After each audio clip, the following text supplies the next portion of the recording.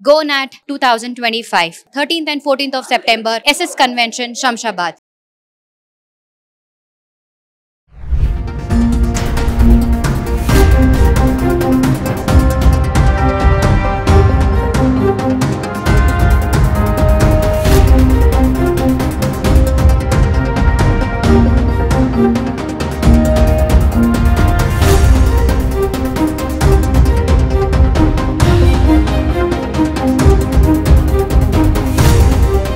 నమస్తే, welcome back to Suman TV. ప్రస్తుతం మనతో పాటు ఉన్నారు తోడు నీడ ఆర్గనైజేషన్ ఫౌండర్ రాజేశ్వరి మేడం. నమస్తే మ్యామ్. నమస్తే నవీన. మేడం, హైదరాబాద్లో నేరాలు ఎంత ఘోరంగా పెరిగిపోతున్నాయంటే రీసెంట్ గా మనం కుకట్పల్లి ఇన్సిడెంట్ మాట్లాడుకున్నాం, సహస్ర ఇన్సిడెంట్. ఎంత ఘోరం అంటే ఒక బ్యాట్ కోసం అని చెప్పేసి తేలింది. అంటే ఇప్పుడు ఉరుకుల పరుగుల జీవితంలో ఇద్దరు జాబ్ చేసే వాళ్ళు ఉంటారు, లేదంటే హస్బెండ్ జాబ్ చేసిన వైఫ్ ఇంట్లో ఉండడము. మరి ఎవరిని నమ్మాలి? ఆర్డర్ కోసం ఇంటికి ఒకటి వస్తూ ఉంటాడు, ఇంట్లో పనిచేసే వాళ్ళు ఉంటారు. ఎవరిని నమ్మాలి, ఎవరిని నమ్మకూడదో తెలియటం లేదు. మరి ఇప్పుడు రీసెంట్గా అప్డేట్ చూసుకుంటే కుకట్పల్లిలో గేటెడ్ కమ్యూనిటీలో అతి దారుణంగా ఆవిడ్ని కొట్టి చంపేసి నగలు, బంగారము, డబ్బు ఎత్తుకెళ్ళిపోవడం మనం చూస్తున్నాం. అంటే ఏం జరుగుతుంది అంటారు? ఎలాంటి జాగ్రత్తలు తీసుకోవాలి? తీసుకుపోయిన వాడు కూడా ఆ ఇంట్లో పనివాడే, వాళ్ళు కాదు. ఎస్, ముఖ్యంగా సీనియర్ సిటిజన్ అటాక్ చేస్తున్నారు. ఇప్పుడు జరుగుతున్న ఇన్సిడెంట్లు ఏంటంటే గేటెడ్ కమ్యూనిటీ అంటే కొంత సెక్యూరిటీ ఉంటుందని అందులో ఉంటారు. కానీ అందులోనే సెక్యూరిటీ లేకపోతే ఏం చేయాలి? బయటవాడైతే సెక్యూరిటీ ఉంటుంది, వాళ్ళు చూస్తారు, పట్టుకుంటారు, చూస్తారు. కానీ ఇంట్లో పనివాడే దొంగతనం చేస్తే ఏం చేయాలి? ఇంట్లో పనివాళ్ళ ద్వారా జరుగుతున్నవి చాలా. మా దాంట్లో కూడా ఇలాంటి సంఘటనలు 2-3 జరిగాయి. అంటే హత్యలు కాకపోయినా దొంగతనాలు. ఇప్పుడు ఏమవుతుందంటే పోలీసులు ఎప్పుడు మొత్తుకుంటూ ఉంటారు, మీరు కొత్తగా ఒక వ్యక్తిని మీ ఇంట్లో పనిలో పెట్టుకున్నప్పుడు మాకు ఇన్ఫామ్ చేయండి, మీరు ఏదైనా ఊరెడితే 10 రోజులు మాకు ఇన్ఫామ్ చేయండి, మేము పెట్రోలింగ్ టైంలో కాస్త జాగ్రత్తగా చూస్తామని చెప్పరు. అసలు ఏంటంటే ఒక కొత్త వ్యక్తి మన ఇంట్లో పనికి ప్రవేశపెట్టుకున్నప్పుడు వాడి పూర్వాపరాలు మనం చూసుకోవాలి. వీళ్ళు ఎక్కడో జార్ఖండ్ నుంచి వచ్చారు, జార్ఖండ్ నుంచి వచ్చిన మంచి చెడ్డలు వీళ్ళకి ఎవరికి తెలియదు. అటువంటి వ్యక్తిని పెట్టుకోవడమే ప్రమాదం. ఒకవేళ పెట్టుకున్న ఆంధ్ర వాళ్ళో, తెలంగాణ వాళ్ళో, తెలుగు వాళ్ళనో పెట్టుకున్నారు, వాడి పూర్వాపరాలు ఏంటి, వాడి ఫ్యామిలీ బ్యాక్గ్రౌండ్ ఏంటి, వాళ్ళ హిస్టరీ ఏంటి, ఏమీ తెలుసుకోకుండా మన ఇంట్లో పని చేస్తున్నారు కదా, బాగానే చేస్తున్నారు కదా అని పెట్టుకున్న తర్వాత వాళ్ళకు కూడా మొదటి నుంచి నేర ప్రవృత్తి ఉండకపోవచ్చు. జరుగుతున్నది ఏంటంటే ఇక్కడికి వచ్చిన తర్వాత ఈ హైఫై లైఫ్ చూసిన తర్వాత వాళ్ళకి ఆశ పుడుతుంది, మేము కూడా ఇలా ఉండాలి కదా, మా జీవితం కూడా ఇలా ఉండొచ్చు కదా, డబ్బులుంటే మేము ఉందాం కదా, వాళ్ళకి మాకు తేడా ఏముంది, డబ్బులుంటే నేను కూడా బతకచ్చు కదా, అంచేత నాకు డబ్బు కావాలి. ఆ డబ్బు నేను ఎలా సంపాదిస్తానంటే ఇలాంటి అడ్డదారుల్లోంచి సంపాదిస్తారు. ఇప్పుడు ఈవిడ ఉంది, ఆవిడ పేరు ఏదో ఉంది, ఆవిడ ఒక్కతే ఉంది, టైంకి కొడుకు భర్త లేరు ఇంట్లో. పనివాడు వచ్చాడు, తలుపు తీస్తుంది, పనివాడే కదా అని. ఇప్పుడు స్విగ్గీ, జొమాటోకి ఇస్తారు, వాళ్ళు తలుపు తీస్తారు. జొమాటో వాడిని వాడు సెక్యూరిటీ వాడు పంపిస్తాడు, తలుపు తీస్తారు. వాడు వచ్చి ఏం చేస్తాడో ఎవరికి తెలుసు. అయితే ఇప్పుడు ఇళ్లలో కూడా గేటెడ్ కమ్యూనిటీలో ఒక మన మిర్రర్ ఉంటుంది, ఏది డోర్కి, అందులోంచి చూడొచ్చు ఎవరు వచ్చారు అనేది చూడొచ్చు. నీకేమన్నా డౌట్ ఉంటే సెక్యూరిటీ వాడిని కూడా రమ్మను వాడితో పాటు. వాడు లోపలికి వచ్చినప్పుడు తేడా ఉంటే సెక్యూరిటీ వాడు ఉంటాడు, పట్టుకెళ్తాడు. అలాంటి ఏర్పాటు చేసుకోవాలి. 2 తప్పనిసరిగా పోలీసులకు ఇన్ఫామ్ చేయాలి. వీళ్ళ బ్యాక్గ్రౌండ్ హిస్టరీ తెలుసుకోవాలి. చాలా సందర్భాల్లో గేటెడ్ కమ్యూనిటీలో జరిగేది ఏంటంటే ఇప్పుడు పని వాళ్ళు వచ్చినప్పుడు చెక్ చేస్తారు, బ్యాగులు అవి పంపిస్తారు. అలాగే వెళ్ళేటప్పుడు కూడా పని వాళ్ళని బ్యాగులు చెక్ చేస్తారు, పంపిస్తారు. సో సెక్యూర్డ్గా ఉన్నారు, వచ్చినప్పుడు వెళ్తున్నారు, వెళ్ళేటప్పుడు చూస్తున్నారు, వాళ్ళ బ్యాగుల్లో ఏమీ లేవని తెలిసింది. కానీ డ్రైవర్లను చెక్ చేయరు. డ్రైవర్లు దర్జాగా మోటార్ సైకిల్ మీద వచ్చేస్తారు, వెళ్ళిపోతారు. వాడు ఏదో బ్యాగ్ తీసుకుంటాడు, పట్టుకెళ్ళిపోతారు. వాడు ఏం బ్యాగ్ పట్టుకెళ్తున్నావు అని కూడా అడగరు. వాడు అందరూ ఏం పెట్టుకున్నాడో తెలియదు. ఇప్పుడు ఈవిడి కూడా అంతే కదా, ఆవిడ స్కూటర్ మీద బ్యాగ్ వేసుకుని వెళ్ళిపోయారు వాళ్ళు. మరి మీరు ఎందుకు చెక్ చేయలేదు? ఒక పని వాళ్ళైనా చేసేది, డ్రైవర్ని కూడా ఎందుకు చెక్ చేసి అలవాటు పెట్టుకోరు? చాలా వాటిల్లో మా దాంట్లో కూడా అంతే, డ్రైవర్లను చెక్ చేసి అలవాటు లేదు.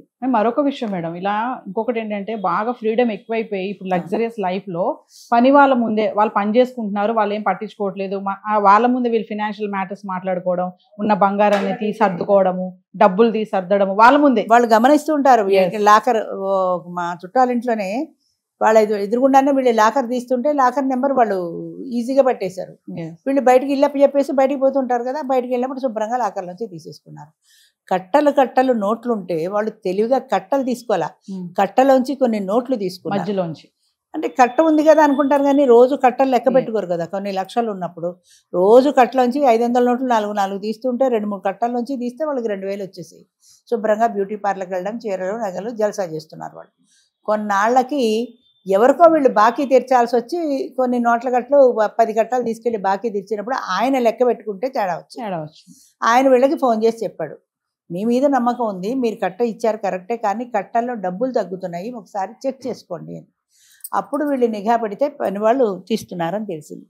సో అందరు పనివాళ్ళు చెడ్డవాళ్ళని నేను అంటలా, కానీ ఈజీ మనీ, ఈజీగా మనకి డబ్బులు వచ్చే మార్గం కావాలి అని ఒకటి.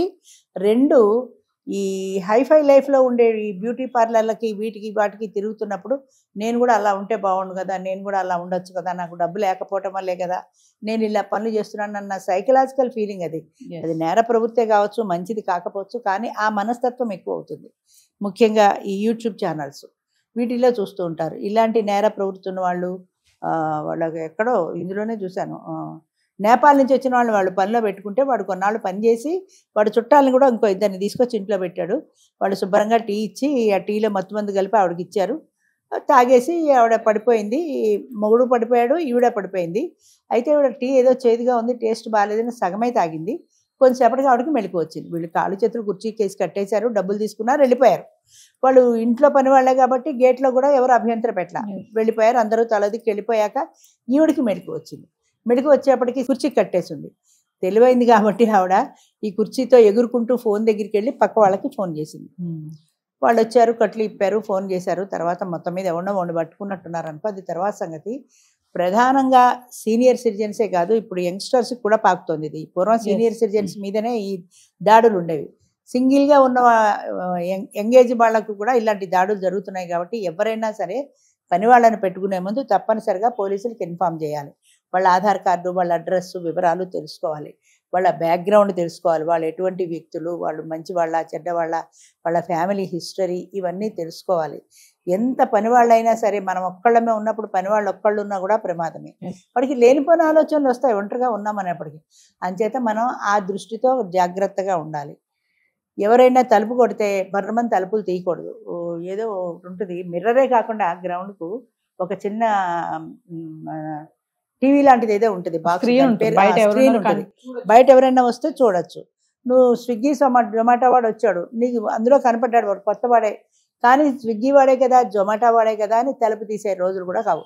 సెక్యూరిటీ గార్డ్ని పిలిచి వాడి సమక్షంలో నీ ఐటెం తీసుకో, తలుపేసుకో. అంచేత కొన్ని జాగ్రత్తలు మనం కూడా పాటించవలసి ఉంది. రోజులు మారుతున్నాయి కాబట్టి నేర ప్రవృత్తి జనాల్లో పెరుగుతున్నప్పుడు తప్పనిసరిగా కొత్త వ్యక్తి యొక్క పూర్వాపరాలు తీసుకోకుండా మనం పనిలో పెట్టుకోకూడదు. మరొక విషయం మేడం, గేటెడ్ కమ్యూనిటీ అంటేనే అన్ని చెక్ చేస్తారు, లక్షలు పెట్టి కొనుక్కుంటున్నారు కదా, మరి ఈ పని వాళ్ళ విషయంలో అంటే నిర్లక్ష్యం అంటారు. మన జాగ్రత్త కూడా ఉండాలి కదా. పని వాళ్ళు నీ ఇంటికి వచ్చే పని వాళ్ళకి నువ్వే పర్మిషన్ ఇచ్చావు రావడానికి, అమ్మాయిని లోపల పంపించండి, ఆ డ్రైవర్ని లోపల పంపించండి, కాబట్టి వాళ్ళు వచ్చారు.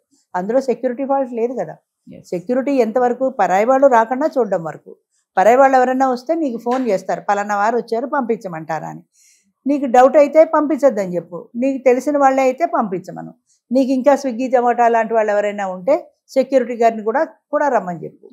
అంచేత కొన్ని జాగ్రత్తలు మనం కూడా తీసుకోవాలి, కేవలం మేనేజ్మెంట్ ఒక్కటే చూసుకోలేదు.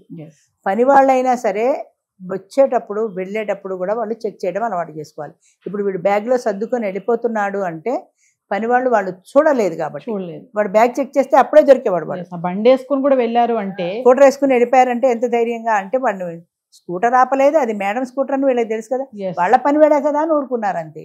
ఆపి ఎందుకు అడగలేదు, మీరు బ్యాగ్ ఎందుకు చెక్ చేయలేదు అని చేత కేవలం వర్కర్సు పనమ్మాయిలనే కాకుండా డ్రైవర్లను కూడా చెక్ చేసుకోవాలి. ముందు వెనక బ్యాగులు చెక్ చేసుకుని మీరు పంపించాలి. అదొక రూల్ పెట్టుకోవాలి తప్పనిసరిగా. మీ జాగ్రత్తలు మీకు అవసరం. మేము అలాంటి వాళ్ళమా అంటే అందరూ పుట్టుకతో అలాంటి వాళ్ళు ఉండరు. పుట్టుకతో ఎవరూ నేరస్తులు కాదు. అవసరాలు, పరిసరాల ప్రభావం, ఈ యూట్యూబ్ ఛానల్స్ ప్రభావం వల్ల కొంతమంది మారుతూ ఉంటారు. అంచేత తప్పనిసరిగా ఒంటరిగా ఉండేవాళ్ళు సీనియర్ సిటిజన్స్కి అయితే ఇంకా జాగ్రత్త ఎక్కువ అవసరం. సీనియర్ సిటిజన్స్ అయినా యంగ్స్టర్స్ అయినా ఈ జాగ్రత్తలు తీసుకోవాల్సిన అవసరం ఉంది. అది ఇన్ఫామ్ చేయాలి. ఏదైనా తేడా వస్తే మీరు చెక్ చేసుకోవాలి, మీ టీవీలో వస్తున్నారా వాడెవరు అనేది. ఏదైనా డౌట్ ఉంటే సెక్యూరిటీని పిలవాలి. Thank you ma'am. ఇంకమ్మా.